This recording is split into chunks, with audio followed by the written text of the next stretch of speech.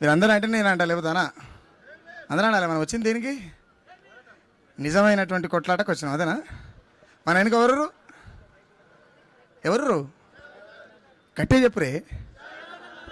ఈడికెళ్ళి గాడికే దాటలేదు, ఆడదాకా ఏడిన పడితే దొరకిన పడుతుందా?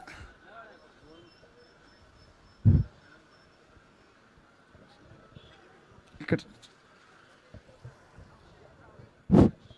భారతదేశంలో పుట్టుడునే చేసిన తప్ప మనిషిని మనిషిగా చూడని మతాలదేమున్నది గొప్ప. నేను జంతువయ్యి జన్మించిన ఈ దేశంలో చేతులెత్తి జంతువు కాళ్ళు మొక్కేటువంటి సాంప్రదాయంలో మనం బతుకుతున్నాం.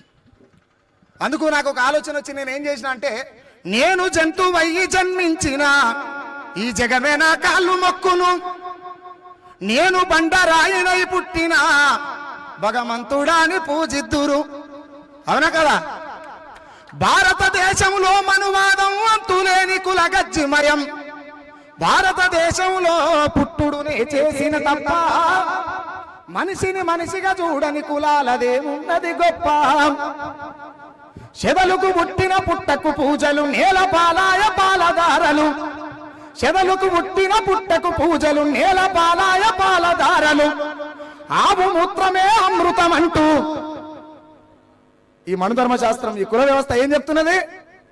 ఆవు మూత్రమే అమృతం అంటూ ఉచ్చకు దోసిలి దాపే కొందరు, మైల పట్టిన జాతులు నీటిని ముట్టిన పాప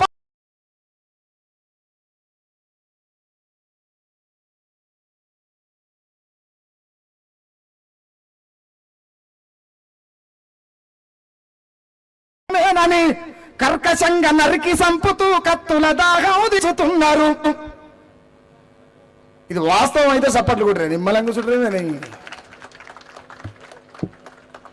నిజంగా ఒక ఓపెన్ ముచ్చట ఏంటంటే, ఈ కుమ్మెర జాతర చిన్న పాప విషయంలో విశారాధనన్న గనక ముందడుగు వేయకపోయి ఉంటే మానవ సమాజానికి ముచ్చట తెలిసేది కాదు. గట్టిగా చప్పట్లు కొట్టాలి ఒకసారి. ఎందుకు అంటే, ఈ తెలంగాణలో ఉన్నటువంటి వాళ్ళు కొన్ని కుల సంఘాలు, కొన్ని మత సంఘాలు, కొన్ని ప్రజా సంఘాలు, కొన్ని ఉద్యమ సంఘాలు, కొన్ని పార్టీ సంఘాలు, ప్రతిపక్షాలు, ఓట్ల అవసరం ఉన్నటువంటి నాయకులు ఎండగా గొడుగు పెట్టేటువంటి నాయకత్వాన్ని నేర్చుకొని ఉన్నారు. బాగా ముఖ్యంగా ఏమంటే బాగా బెగ్గింగ్ చేయడం అలవాటు చేసుకున్నారు, అఫీషియల్ బెగ్గింగ్ చేయడం అలవాటు చేసుకున్నారు. ఇక వాస్తవాల కోసం కొట్లాడుతాడు ఈడ. ఒక లీడర్ వచ్చినట్టు ఇంకో లీడర్ రాడు, ఆ లీడర్ వచ్చినట్టు ఈ లీడర్ రాడు, ఈ లీడర్ వచ్చినట్టు ఆ లీడర్ రాడు. మరి ఈ లీడర్ ఆ లీడర్ కలిసి ఎవరి కోసం లీడర్ రాదో అది అర్థం కాదు. అయితే ప్రజలు చచ్చిపోతున్నారు నాయన అంటే ఎవడు సపోర్ట్ చేయడు. నేను అందుకని ఏమనంటే, ఈ దొర అహంకారం, రెడ్డి అహంకారం, ఎలమ అహంకారం, ఈ మతంలో ఉన్నటువంటి అహంకారం, కులంలో ఉన్నటువంటి అహంకారం ఈరోజు పుట్టింది కాదు, ఈరోజు పోయేది కాదు. ఎందుకు నేను ఈ మాట చెప్తున్నా అంటే, భక్తునికి దేవునికి మధ్యలో అనుసంధానంగా ఉన్నటువంటి ప్రతినిధి ఎవరైతే ఉన్నాడో, ఆ ప్రతినిధి అనేటువంటి దేశంలో ఉన్నటువంటి 145 కోట్ల జనాభాలకు చెప్పవలసినటువంటి మాట ఏందనంటే, ఏ ఏ కులాల వాళ్ళు హిందువులు అవుతారో మమ్మల్ని రాని అని గుళ్ళకి మేము ఎందుకు వస్తాం రా భయ్? ఏ కులాల హిందువులో చెప్పురి బిడ్డ, మీ ప్రతినిధులు ఎవడాడో మీకు ఏ పడిద్దాం ముందో చెప్పురి. రెండోటి, నేను ప్రజలకు కూడా ఒక మాట ఏమంటే, వాళ్ళు మీరు సాకలోళ్ళు, మీరు బట్టలు ఉతకాలి, మీరు మైల పట్టిన బట్టలు తీసుకపోయి సాగు చేసి తీసుకొచ్చేయాలి, నువ్వు గొర్రెలు కోయాలి, నువ్వు గొర్రెలు కాయాలి, నువ్వు తాళ్ళు ఎక్కాలి, నువ్వు పండ్లు తెంపాలి, ఒకటి చేపలు పట్టాలి. ఇలాంటి పనికి మళ్ళీ పనులు కలిగినటువంటి బసి వాడు మాత్రం రాజ్యాన్ని పరిపాలిస్తూ మనం కళ్ళప్పలిచ్చి చూస్తుంటాం. కాబట్టి నేనేమంటే, ఈ బానిసత్వంతో కూడుకున్నటువంటి ఈ పనులు మాకొద్దు. ఏ ఏ కులాల వాళ్ళు హిందువులని లెక్క తేలిస్తే ఇలాంటి ఉద్యమాలకు తాగుండదు. అప్పుడు లెక్క తేల్చాల్సిందే క్లియర్గా. ఇంకోటి ఏంటంటే, ప్రజలకు చెప్పాల్సినటువంటి అవసరం ఏంది?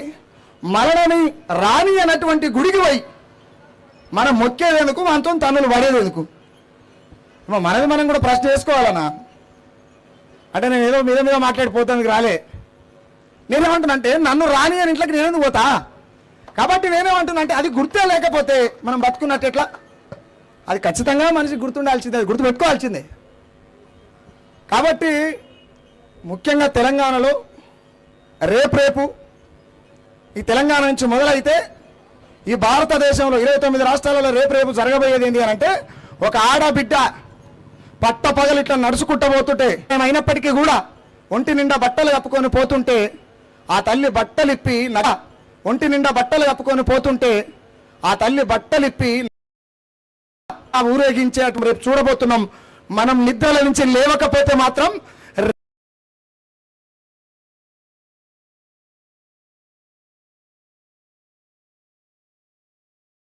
రేపు మన బిడ్డలు అమానుషంగా కనబడతారు. ఇది ఖచ్చితంగా గుర్తుపెట్టుకోవాలి.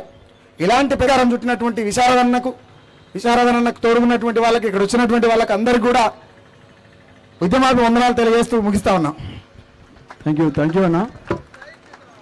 మీ మద్దతుతో మరింత ఉత్తేజంతో ముందుకు వెళ్తామన్నా తప్పకుండా.